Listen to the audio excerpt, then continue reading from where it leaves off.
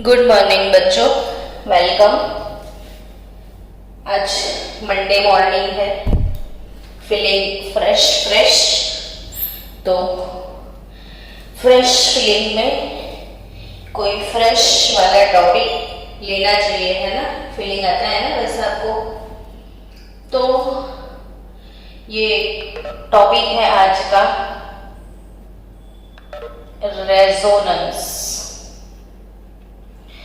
आपके बुक में लगेगा आपको कि एक छोटा सा टॉपिक है, लेकिन जो रेजोनेंस है वो ऑर्गेनिक केमिस्ट्री में ईच एंड एवरी चैप्टर में आपको रेजोनेंस आने वाला है। यानी आज से रेजोनेंस शुरू हुआ है तो वो लास्ट तक रहेगा, एंड तक ये टॉपिक रेजोनेटिंग फॉर्मूला जो है वो सब चैप्टर में सबके आपको रेजोनेटिंग स्ट्रक्चर ड्रॉ करने पड़ेंगे। कंपल्सरी टॉपिक है ये ईच एंड एवरी चैप्टर में। अगर आज थोड़ा सा कंसेप्ट क्लियर हुआ तो नेक्स्ट चैप्टर में और क्लियर होगा, नेक्स्ट में और क्लियर होगा। हाइड्रोकार्बन चैप्टर में भी रेजोनेंस आने वाला है, हर एक चैप्टर में है।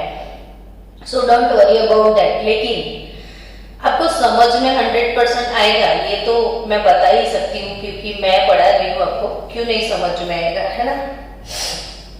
Resonance structure. अब देखो बच्चों, ये जो स्ट्रक्चर होते हैं, स्ट्रक्चर मॉलिक्यूलर स्ट्रक्चर, जैसे वाटर है तो वाटर का स्ट्रक्चर सबको पता है कि बेंट शेप है। लेकिन क्या अब ग्लास ऑफ वाटर लेके बैठ जाओगे उसके सामने, उसके कितने भी फोटो निकालोगे तो क्या आपको पता चलेगा कि वाटर का जो मॉलिक्यूल है इसका शेप कैसा है? तो अमेजिंग लगेगा। आप वाटर का पूरा भरा हुआ ग्लास ले लो, उसको घूर घूर के देखो, तो कभी अपने वाटर के मॉलिक्यूल को घूमते हुए देखा है? तो आपका आंसर आएगा नहीं, वाटर मॉलिक्यूल घूमते हुए अकेले अकेले हमने कभी नहीं देखा है। तो आप बोलोगे चलो ड्रॉप ऑफ वाटर ले लेते हैं, माइक्रोस्कोप में डाल देते हैं, तो माइक्रोस्कोप में स्लाइड में देखो तो भी नहीं दिखेगा। तो फिर कैसे पता चला? तो केमिस्ट्री जो है ना पूरा, उसमें CHE निकाल दो, बचा क्या? मिस्ट्री। यानी कि ये जो मिस्ट्री है ये मिस्ट्री ही है अब तक। ये सारे एजम्पशंस है, किसी ने इलेक्ट्रॉन थोड़ी ना देखा है, इमेजिन किया है कि इलेक्ट्रॉन नहीं दिखता तो हमने मान लिया कि वो वेव है, उसका पोजीशन अनसर्टेन है। आपने वाटरमेलन के बाद कैप्सिकम के बाद कैबेज, तो वो सारे क्या थे? एक्सपेरिमेंट के बाद जो आए हुए एजम्पशंस थे। वैसे ही ये जो स्ट्रक्चर होते हैं, जैसे बेंजीन है तो मैंने आपको बोला था कि बेंजीन है तो बेंजीन का स्ट्रक्चर ऐसे साइक्लोहेक्सेन है, साइक्लिक स्ट्रक्चर है, और इसमें 3 डबल बॉन्ड है ना। तो बच्चों आपको नहीं पता है, लेकिन ये जो बेंजीन का स्ट्रक्चर ऐसा है, ये बताते 150 ईयर लग गए, 150 ईयर्स लगे थे कि इसका स्ट्रक्चर ऐसा होगा। Imagine that. यानी 150 ईयर से चल रहा था कि बेंजीन का स्ट्रक्चर कैसा होगा, कैसा होगा, कैसा होगा। जैसे ग्लूकोज सुना है आपने, तो ग्लूकोज का स्ट्रक्चर लीनियर चेन है। फिर लीनियर चेन प्रूव होने के बाद पता चला कि वो साइक्लिक है। तो बच्चों ये स्ट्रक्चर जो है वो कहीं पे दिखते नहीं है, इमेजिन कर करके बनाए हैं। एक्सपेरिमेंट, उनके प्रॉपर्टीज होते हैं हमारे पास कि किसके साथ रिएक्ट करता है, किसके साथ रिएक्ट नहीं करता है, इसमें एल्डिहाइड है या नहीं। वो सारे केमिकल रिएक्शंस हमारे पास होते हैं, केमिकल प्रॉपर्टीज हमारे पास होते हैं, और वो केमिकल प्रॉपर्टीज के हिसाब से इमेजिनेशन से ये स्ट्रक्चर बनते हैं, इमेजिनेशन से, है ना। तो बेंजीन में ये स्ट्रक्चर 150 ईयर के बाद पता चला था, वो भी आपको मैं स्टोरी बताऊं कि इतना तो पता था कि बेंजीन में 6 कार्बन थे, 6 हाइड्रोजन थे, लेकिन वो कैसे अरेंज हुए थे वो नहीं पता था। तो उस पे रिसर्च चल रहा था और केक्यूले ये सोचते सोचते सो गए और रात को उनको एक ड्रीम आया और वही सपने में उनको कैसा सपना आया कि वो स्नेक था, स्नेक जा रहा था और स्नेक के मुंह में उसकी खुद की पूंछ जो है वो फंस जाती है। स्नेक के अपने मुंह में उसकी खुद की टेल जो है, पूंछ है, वो फंस जाती है। तो वो पूरा ऐसे सर्कल बन गया और ऐसे राउंड राउंड राउंड राउंड घूमने लगा। तभी उनको दिमाग में आया कि यस, बेंजीन में भी तो ऐसा हो सकता है ना, जिस कार्बन से शुरू होता है उसी कार्बन पे एंड हो सकता है। तब जाके उन्होंने ऐसा सोच के ये फॉर्मूला बनाया, समझे आप? यानी कि ये जो फॉर्मूला है वो सारे प्रॉपर्टी के हिसाब से एजम्पशंस कर करके बनाए जाते हैं। अब ये फॉर्मूला बेंजीन का दे दिया, चलो स्ट्रक्चर नंबर 1। अब जैसे चलो आपको कोई गेम खेलना है, आपकी आंख पे पट्टी बन जाती है। आपकी आंख पे पट्टी बांधने के बाद आपको सारे वहां पे एनिमल के छोटे छोटे वो टॉयज है वो रखे गए हैं, या पूरे एनिमल को बुलाया जाता है, वॉट एवर, चलो लाइव एनिमल को बुलाया जाता है। रूम में आपको जाना है, उसको टच कर करके आपको आइडेंटिफाई करना है कि ये कौन सा एनिमल है। यानी कि हर एक एनिमल का जो फीचर है, कैरेक्टरिस्टिक है, वो आपके दिमाग में सेट है। अब जैसे आपकी आंखों पे पट्टी बंधी है, आपको पता नहीं है कि रूम में कौन सा एनिमल है, तो आप टच करोगे तो आगे बहुत बड़ा सा सूंड होगा, फिर बहुत बड़े बड़े से पैर होंगे, तो आपको पता चल जाएगा कि इतने मोटे पैर, आगे सूंड, ये तो एलिफेंट का है ना? वैसे ही एग्जैक्टली द सेम कि अगर ये स्ट्रक्चर डेवलप किया तो फिर जितने भी बेंजीन के प्रॉपर्टी थे इस पे अप्लाई किए गए, जितने भी प्रॉपर्टीज होते हैं ये इस पे, सपोज मान लो कि हमारे पास बेंजीन के 50 कैरेक्टरिस्टिक है कि ऐसा होना चाहिए, ऐसा होना, बेंजीन ये वाला रिएक्शन देता है, बेंजीन ये वाला रिएक्शन देता है, बेंजीन इसके साथ रिएक्ट करता है, इसके साथ नहीं करता है, वैसी प्रॉपर्टीज हमारे पास होती थी। फिर ये स्ट्रक्चर बना के सारी प्रॉपर्टीज ये वाला स्ट्रक्चर सेटिस्फाई करता है कि नहीं, वो चेक किया जाता है। तो बेंजीन का जब चेकिंग हुआ कि ये 50 प्रॉपर्टी जो है, मैं 50 बोल रही हूँ फॉर योर एक्सप्लेनेशन, कि ये जो सारी की सारी प्रॉपर्टीज है वो ये वाला स्ट्रक्चर सेटिस्फाई करता है या नहीं करता है, तो ऐसा होता है कि मोस्ट ऑफ प्रॉपर्टी सेटिस्फाई हो जाती है। मान लो कि 40 प्रॉपर्टी सेटिस्फाई हो गई तो 10 प्रॉपर्टी ऐसी है जो छूट जाती है। अब कंफ्यूजन शुरू हो जाता है कि यार 40 ऑलमोस्ट तो है लेकिन 10 में कुछ गलती लग रही है ना? ऐसा होता है। तो फिर एक दूसरा एजम्पशंस निकला कि जरूरी नहीं है ना बेंजीन ऐसा हो, ऐसा भी तो हो सकता है कि ये वाला डबल बॉन्ड जो यहाँ है इसके बदले यहाँ हो, ऐसे हो, ऐसे हो, यानी कि अब डेवलप हुआ स्ट्रक्चर बी। तो बेंजीन के लिए 2 स्ट्रक्चर आ गए। अब साइंटिस्ट क्या करेंगे कि ये जो 50 प्रॉपर्टी है उसको अप्लाई करने का ट्राई करते हैं कि इसने तो 40 किए थे, 10 छोड़ दिए, इसकी बारी। इस पे अप्लाई किया तो पता चला कि इसने भी मैक्सिमम सेटिस्फाई, जो इसने छोड़ दिए थे ये इसने सेटिस्फाई कर लिए, लेकिन इसने सेटिस्फाई कर लिए थे वो इसने छोड़ दिए थे। अब क्या करे तो क्या करे? आधा ये फॉलो करता है, आधा ये फॉलो करता है ना? समझ रहे हो ना बच्चों कि दोनों जो स्ट्रक्चर है वो हाफ प्रॉपर्टीज को फॉलो करते हैं। कोई भी एक स्ट्रक्चर से सारी प्रॉपर्टीज सेटिस्फाई नहीं हो रही है, तब कंफ्यूजन आता है कि ये वाला कि ये वाला। ओ गॉड, अब क्या करें? तब तब पता चला कि ये वाला भी बेंजीन का स्ट्रक्चर है, ये वाला भी बेंजीन का स्ट्रक्चर है, यानी बेंजीन के लिए दो दो स्ट्रक्चर होते हैं और ये दोनों स्ट्रक्चर, याद रखना, दोनों स्ट्रक्चर कंटिन्यूअसली इंटरकन्वर्टिबल है। यानी बेंजीन में स्ट्रक्चर ए बी में रैपिडली कन्वर्ट होता है, उसके बाद स्ट्रक्चर भी थोड़ी देर के बाद तुरंत रैपिडली ए में कन्वर्ट होता है। मतलब ये ऐसे ऐसे ऐसे ऐसे ऐसे ऐसे ऐसे ऐसे होता ही रहता है। That is called resonance. यानी जो कोई कंपाउंड है,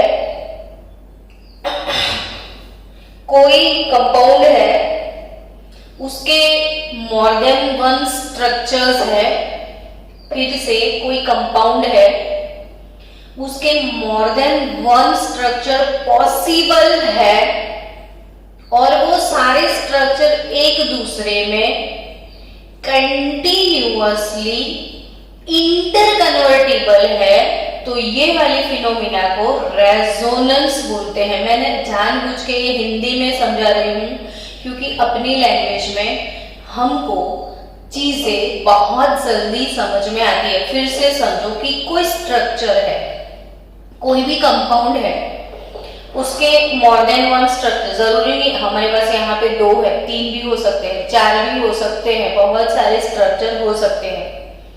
तो वो डिफरेंट स्ट्रक्चर किसी एक कंपाउंड के हैं और वो सारे स्ट्रक्चर सारी प्रॉपर्टीज सेटिस्फाई नहीं करते हैं।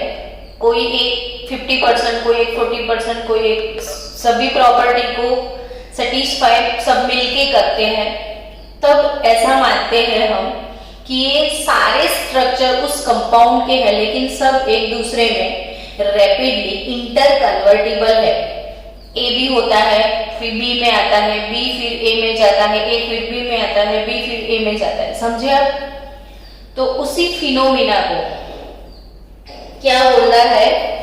रेजोनेंस। उसी फिनोमिना को क्या बोलना है? रेजोनेंस। तो इसके बारे में आप लिख दो पहले डेफिनेशन कि इन केस ऑफ सर्टेन मॉलिक्यूल, आप डेफिनेशन लिखो, इन case of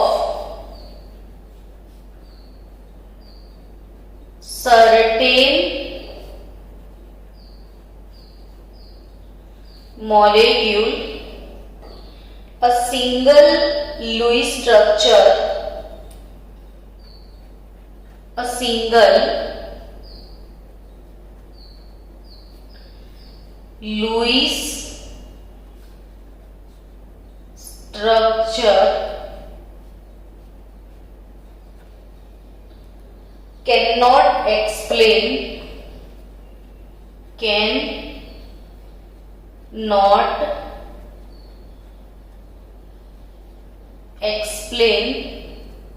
all the properties, all the properties of the molecule। ध्यान से लिखना क्योंकि हर एक चैप्टर में आने वाला बेसिक कंसेप्ट है, तो क्यों ना अच्छे से किया जाए। In case of certain molecule, a single Lewis structure can not explain all the properties of the molecule. मैंने बोला ना कि ऑल द प्रॉपर्टी, जितनी भी प्रॉपर्टी है वो कोई एक स्ट्रक्चर से एक्सप्लेन नहीं कर पाते हैं। जितनी भी प्रॉपर्टीज है वो कोई एक स्ट्रक्चर से एक्सप्लेन नहीं की जाती है। समझे? So then the molecule is supposed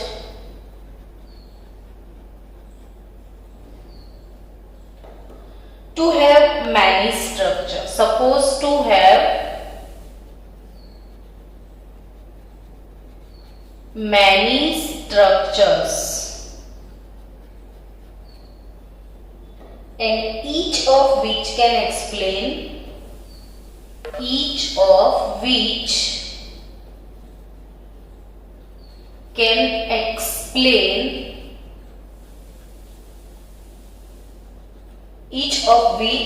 explain most of the properties of the molecule, most of the properties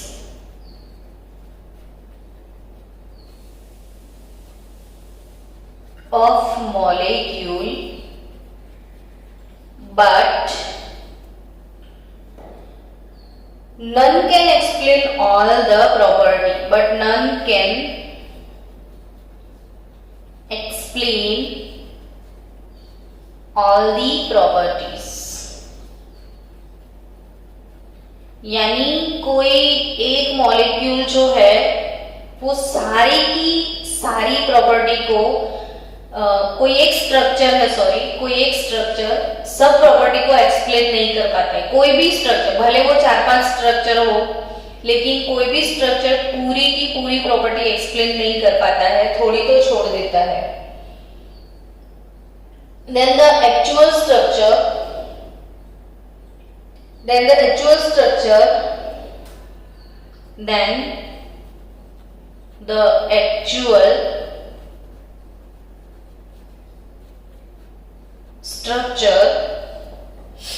is in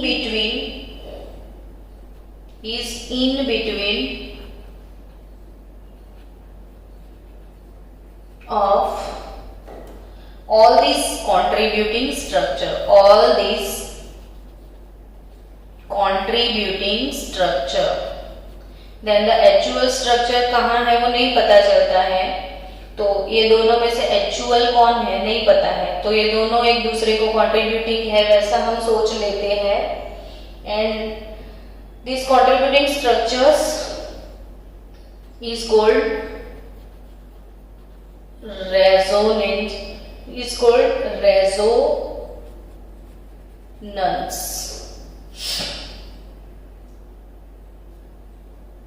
it is called resonance hybrid. Then the actual structure is in between all these contributing structure is called resonance hybrid. And the different individual structure, जितने भी individual structure आते हैं वो सारे structure को हम बोलते हैं resonating structure,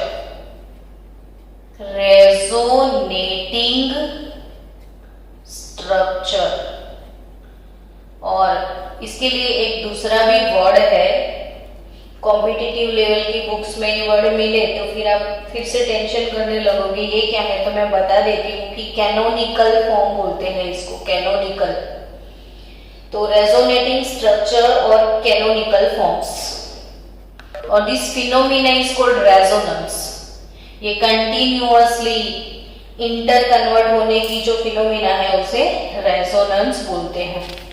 अब मुझे एक चीज आपको एक्सप्लेन करनी है। आज पूरा टॉपिक मैं रेजोनेंस में ही खत्म करने वाली हूँ, क्योंकि हमको ये बार बार आने वाला है तो क्यों ना फिर हम उसको कंप्लीट कर लेते हैं कि ये ए और बी ये दोनों स्ट्रक्चर एक दूसरे में इंटर कन्वर्टिबल है, इसीलिए हम इसको ऐसे भी लिखते हैं कि ये कंटिन्यूअसली डबल बॉन्ड है। ये कभी ये इधर आ जाएगा, ये इधर चला जाएगा, ये उधर चला जाएगा, तो कंप्लीटली वो मूविंग है, तो बीच में ऐसे पाई क्लाउड हम बना देते हैं कि ऐसे ही मूव करता है। तो ऐसा कैसे पता चला, मैं उसकी एक प्रूफ देने वाली हूँ अभी, कि एक चीज समझो कि कैसे ऐसा पता चला कि ऐसा हुआ।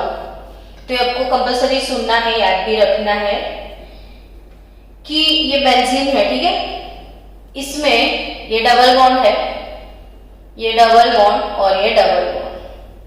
ऑब्वियसली आप सबको पता है कि अगर ये C डबल बॉन्ड C है तो bond length should be 134 picometer. याद रखियो, हर एक चीज को मैं एक बार नहीं 10-10 लेक्चर में यही चीज वापस से बोलने वाली हूँ, ताकि 10 बार अगर आप सुनोगे तो आपको याद हो ही जाएगा। ये चीज बहुत बार मैंने मेंशन करी है कि C double bond, C bond length जो है carbon carbon double bond length 134 picometer होता है। डन। और carbon carbon single bond order 1 तो लेंथ इंक्रीज हो जाता है 154 पिकोमीटर। लेंथ से भी कई सारे कंसेप्ट आपके दिमाग में आ सकते हैं कि सिंगल बॉन्ड तो लॉन्ग, डबल बॉन्ड शॉर्ट। अब सोचो उसके हिसाब से बेंजीन में ये बॉन्ड लेंथ 134 पिकोमीटर होना चाहिए, ये बॉन्ड लेंथ 154 पिकोमीटर होना चाहिए, ये अगेन 134 पिकोमीटर होना चाहिए, ये फिर से 154 होना चाहिए, है कि नहीं? जबकि बेंजीन का जो स्ट्रक्चर निकालने के लिए या समझने के लिए जो X-ray studies, there are so many different spectroscopic method to determine the structure of compound. Done. So जो एक्सरे स्पेक्ट्रोस्कोपिक मेथड है उसमें बेंजीन का बॉन्ड लेंथ निकाला गया, तो न वो 134 था न वो 154 था, कुछ अलग सी फीलिंग आई, और वो अलग वाली फीलिंग थी बेंजीन के सारे बॉन्ड इक्वल लेंथ के थे और वो थे 139 पिकोमीटर के। समझना बच्चों कि बेंजीन के जो 3 बॉन्ड्स थे ना वो होने चाहिए 134 154 के, लेकिन नहीं है, वो है 154 पिकोमीटर का। अरे बाप रे, नहीं सॉरी, न 134 है न 154 है, वो है 139 पिकोमीटर का। अब ऐसा क्यों? 3 डबल बॉन्ड है, 3 सिंगल बॉन्ड है, उसके हिसाब से 3 बॉन्ड की लेंथ अलग होनी चाहिए, इन तीनों की लेंथ अलग होनी चाहिए, जबकि ऐसा हुआ ही नहीं। बेंजीन में जितने भी कार्बन कार्बन बॉन्ड्स हैं सबकी length same, all carbon carbon bond lengths are equal which is 139 picometer। तो ऐसा क्यों हुआ? why? तो ये रेजोनेंस का प्रूफ मिल गया कि देखो हमने क्या बोला, structure A structure B continuously interconvertible है, ठीक है। अभी थोड़ी देर में ये वाला स्ट्रक्चर था और तुरंत से चेंज हो जाता है, ये वाला बॉन्ड यहाँ पे आ गया और ये वाला बॉन्ड सिंगल हो गया। अब सोचो जो 154 पिकोमीटर का था वो होने लगेगा, अगेन वो डबल होगा तो वो शॉर्ट होने के लिए ट्राई करेगा, तो 154 वाला डबल बन गया, सिंगल वाला डबल हो गया, तो वो ट्राई करेगा कि मैं छोटा हो जाऊं, और छोटू भाई बड़े बन गए तो वो ट्राई करेंगे कि मैं तो 154 हो जाऊं। समझे आप? Structure A converts into structure B rapidly. ए छोटा, ये जो है बड़ा, वो सॉन्ग गाएगा छोटा होने लगा हूं, और जो छोटू था वो सॉन्ग गाएगा कि मैं बड़ा होने लगा हूं। अब छोटा वाला बड़ा हो, बड़ा वाला छोटा हो रहा है, इतने में फिर से बी का कन्वर्जन ए में हो गया। अरे बाप रे, कंप्लीटली अभी बड़े छोटे हुए नहीं थे कि वापस से चेंज हो गया।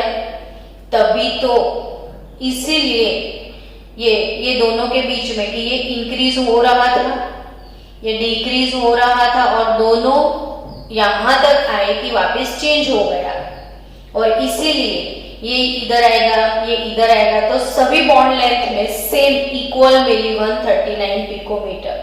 और वहीं से फंडा क्लियर हुआ कि yes, A and B are continuously interconvertible. ये सबसे बड़ा इसका प्रूफ निकला कि all bond lengths are equal here. So बच्चों याद रखियो कि बेंजीन में जितने भी कार्बन कार्बन बॉन्ड लेंथ है वो सारे 139 पिकोमीटर के हैं, और ये बेंजीन का रेजोनेटिंग स्ट्रक्चर है, 2 कैनोनिकल फॉर्म्स है बेंजीन के।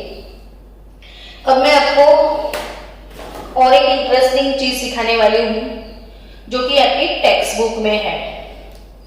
आपकी टेक्स्ट बुक में ओजोन के स्ट्रक्चर है। चलो ओजोन, जैसे मैं ओजोन बोलूं तो आपके मन में तुरंत उसके फॉर्मूला याद आ ही जाने चाहिए कि यस मैडम ओजोन तो पता है, O double bond O single bond O, ये कोऑर्डिनेट कोवेलेंट बॉन्ड है। एक डबल है एक सिंगल है। अब मुझे इसका लुईस स्ट्रक्चर बनाना है, तो इतना तो मुझे आता है ना, तो लुईस स्ट्रक्चर में कैसे बनाऊंगी?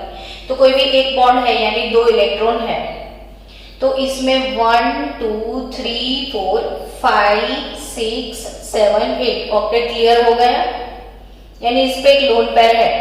सबका ऑक्टेट क्लियर कर दो। ये 1 2 3 4 5 6 7 8 डन। इसके लिए 1 2 3 4 5 6 7 8 हो गया। ये ओजोन का स्ट्रक्चर ए। नाउ स्टूडेंट, ओजोन का जो स्ट्रक्चर ए है इसमें सिंगल बॉन्ड 148 पिकोमीटर का होना चाहिए, यानी कि O single bond should be 148 picometer. Then what about O double bond O madam? तो यस इट इज 121 पिकोमीटर, ये भी याद रखना। तो ये ozone O single O, it is of 148 picometer and O double O it is of 121 picometer. जबकि after studies ये मिला, ये मिला, अब क्या हुआ? तो रेजोनेंस हुआ होगा, यानी इसका दूसरा पॉसिबल स्ट्रक्चर हो सकता है। तो यस व्हाई नॉट? अगर यहाँ पे डबल बॉन्ड डालो, ऐसे सिंगल बॉन्ड लिखो, तो क्यों नहीं हो सकता है? हो सकता है ना। तो ओके, ये हो गया इसका again resonating form structure B, और ये दोनों एक दूसरे में इंटर कन्वर्टिबल होंगे, तभी कभी यहां हो रहा है इसका, तो एक बड़ा होने लगेगा एक छोटा होने लगेगा और बीच में वापस से वो चेंज हो जाएगा, तभी ओजोन के दोनों बॉन्ड लेंथ सेम है। Both bond lengths are same in ozone again and it is 128 picometer, यानी कि ना मैं 148 का हूं ना मैं 121 हूं, मैं तो हूं 128 पिकोमीटर। तो ए और बी कंटिन्यूअसली इंटर कन्वर्टिबल है, ये चीज भी यहाँ पे प्रूव होती है। तो अगेन रेजोनेंस को फिर से नया प्रूफ मिल गया कि यस रेजोनेंस जैसा भी कुछ होता है। तो ये बेंजीन के रेजोनेटिंग स्ट्रक्चर्स हैं। अब आपको रेजोनेटिंग स्ट्रक्चर्स ड्रॉ करने हैं। Wait for some time.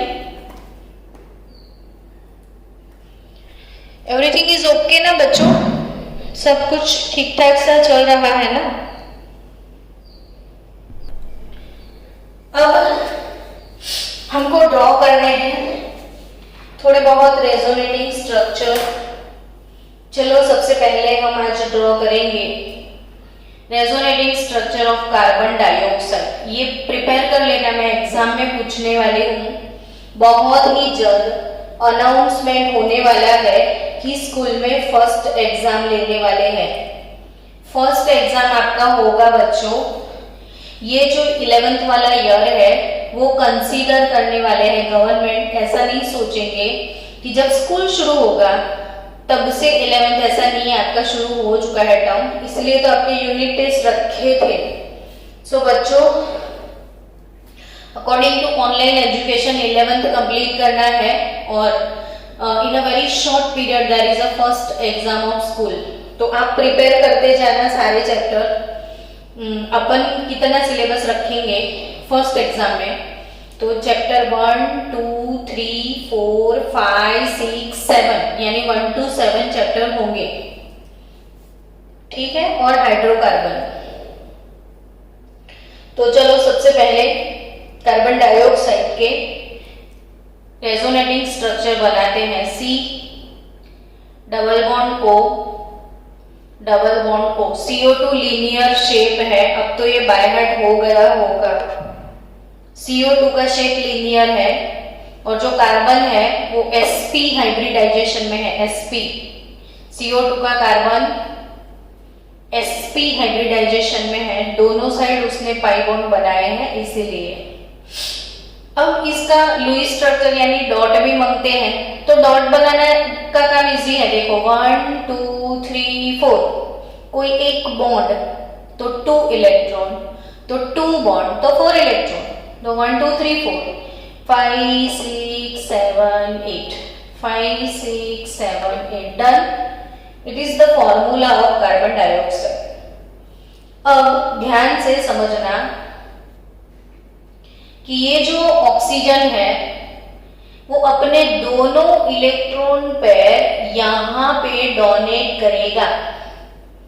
समझो बच्चों, ये ऑक्सीजन के दोनों इलेक्ट्रॉन पेयर यहां डोनेट होंगे, यानी अब यहां पे डबल के बदले ट्रिपल बॉन्ड होने वाला है। क्यों ट्रिपल हो गया? क्योंकि दो तो थे, there are already double bond here, but for 2 electron यहाँ पे इसने डोनेशन दिया तो उनके पास 3 हो गए। इसको जेलसी हो रही है, उसके पास क्यों है? सब हमारे पास होना चाहिए, गंदा नेबर है ये। तो इसलिए इसके पास अब एक ही पैर बचा, एक इसने डोनेट कर दिया। तो ऑब्वियसली कार्बन बोलेगा कि नहीं भाई मेरी तो 4 वैलेंसी हो गई, मुझे ये बॉन्ड नहीं चाहिए, यहाँ वाला एक्स्ट्रा बॉन्ड। तो ये जो इलेक्ट्रॉन पेयर है वो ऑक्सीजन के ऊपर शिफ्ट हो जाएंगे। अब क्यों ऑक्सीजन के ऊपर ही गए? तो oxygen is more electronegative than carbon, तो इलेक्ट्रॉन पेयर ऑब्वियसली ऑक्सीजन की तरफ ही जाएंगे। जो इलेक्ट्रोनेगेटिव एटम होता है वही इलेक्ट्रॉन को गेन कर पाता है, तो ये नेगेटिव पोल हो गया। इसने डोनेट किया था क्योंकि ये पॉजिटिव पोल हो गया। तो this is the structure A of CO2 and it is a structure B of CO2. Now what will happen guys? कि ऐसा भी हो सकता है ना कि जैसे इसने डोनेट किया था वैसे ये डोनेट करे, ये ले ले, तो yes it is possible here.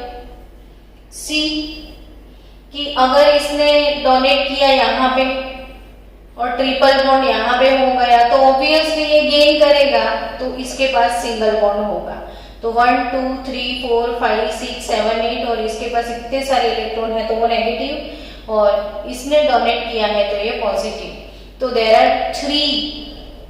there are altogether 3 resonating structure for carbon dioxide.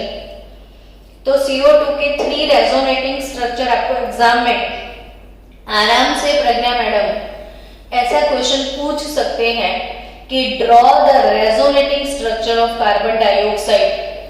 सबके रेजोनेटिंग स्ट्रक्चर एक बार नहीं 100 बार आप ड्रॉ करना ताकि आपको समझ में आ जाए। Okay, next resonating structure carbon dioxide, sorry carbonate ion. Now go for carbonate ion. Carbonate ion उसका रेजोनेटिंग स्ट्रक्चर एग्जाम में ड्रॉ करना है। अब आप भूल गए हैं तो कोई बात नहीं, उसका शेप मुझे याद नहीं है, मेरा मेमोरी लॉस हो गया, कौन सा शेप था, कैसे स्ट्रक्चर बनाऊं, तो डोंट वरी, वो फंडा यूज करो इलेक्ट्रॉन पेयर वाला।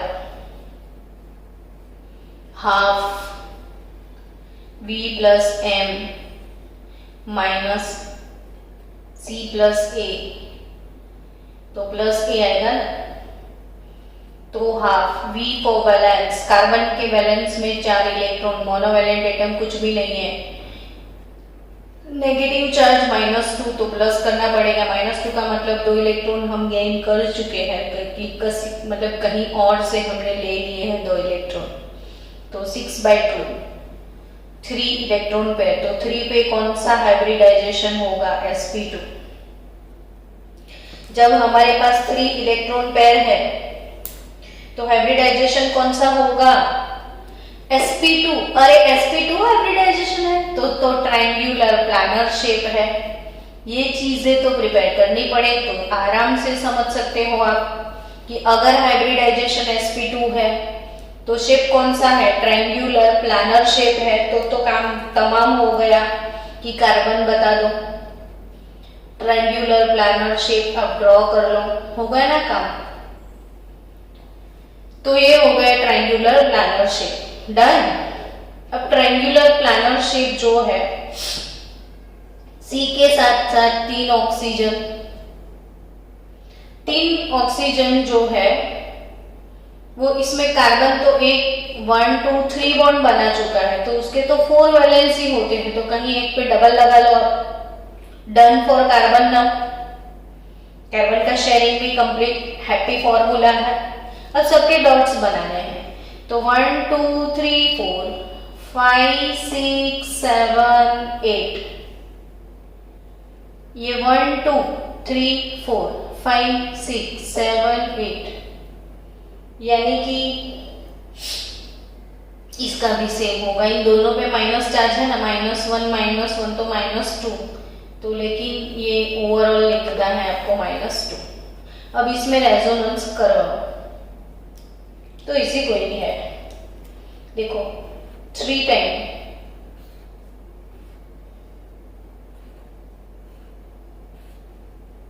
ऐसे ड्रॉ करो। अब ये डबल बॉन्ड इधर है तो इधर डाल दो, नेक्स्ट टाइम इधर डाल दो, हो गए ना डबल, कभी इधर कभी इधर कभी इधर। अब ये डबल इधर आया कैसे? तो ये जो ऑक्सीजन है उसने अपने लोन पेयर यहाँ पे गिफ्ट किए, इसीलिए इसने लोन पेयर गिफ्ट किए तो ये अपने वापिस ले लेगा।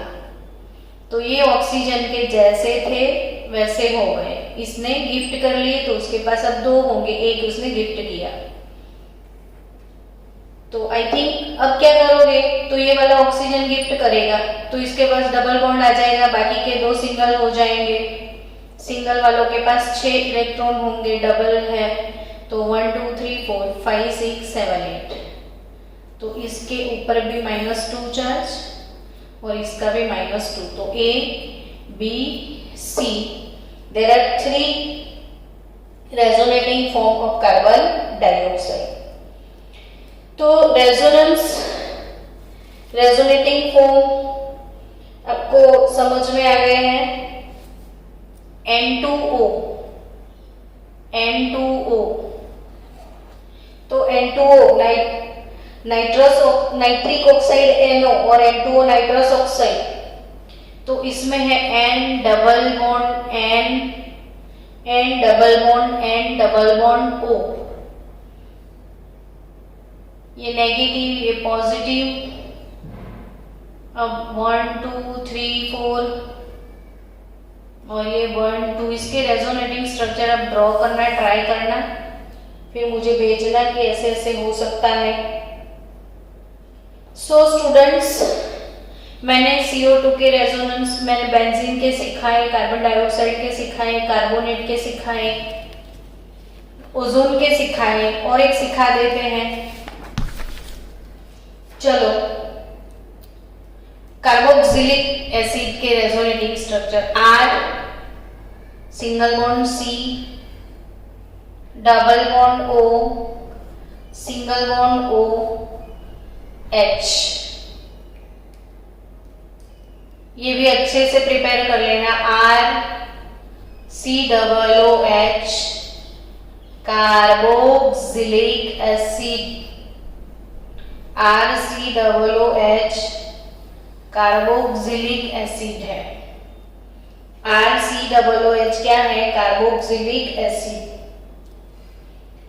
तो ये कार्बोक्सिलिक एसिड में लिखो 1 2 3 4 5 6 7 8 1 2 3 4 5 6 7 8। इसमें रेजोनेंस कैसे होता है वो एक्सप्लेन करूंगी। अब आप समझ गए कि इसके पास लोन पेयर है, ये यहाँ पे गिफ्ट कर सकता है। तो RC समझे, ये लोन पेयर है, इसने यहाँ पे गिफ्ट किया तो ये हो गया डबल बॉन्ड। तो ऑब्वियसली ये अपने इलेक्ट्रॉन जो शेयर किए हुए हैं वो ले लेगा। तो ये 4 थे 6 हो गए, माइनस हो गया ये, और इसने गिफ्ट किया, ये प्लस हो गया। तो ये है resonating structure of carboxylic acid, resonating structure of carboxylic acid. जब ऑर्गेनिक केमिस्ट्री में फिर से रेजोनेटिंग स्ट्रक्चर वाला फॉर्मूला मतलब ये टॉपिक आएगा, तो मैं आपको वहां पे बहुत सारे रेजोनेटिंग स्ट्रक्चर ड्रॉ करवाने वाली हूँ। वो एनिलीन, क्लोरोबेंजीन, फिनॉल, सबके स्ट्रक्चर, रेजोनेटिंग स्ट्रक्चर वहां पे हम ड्रॉ करेंगे, अभी नहीं करने हैं। तो अभी के लिए सिर्फ इतना ही, इतने आप रेजोनेटिंग स्ट्रक्चर और बाकी के सब खुद फिर बनाते रहना। तो कल मैं आपको होमवर्क में दे दूं सल्फर डाइऑक्साइड गैस, तो वो भी ओजोन के जैसा सेम स्ट्रक्चर है, S double bond O, S single bond O, और इसके भी रेजोनेटिंग स्ट्रक्चर आप ड्रॉ करना। फिर नाइट्रेट आयन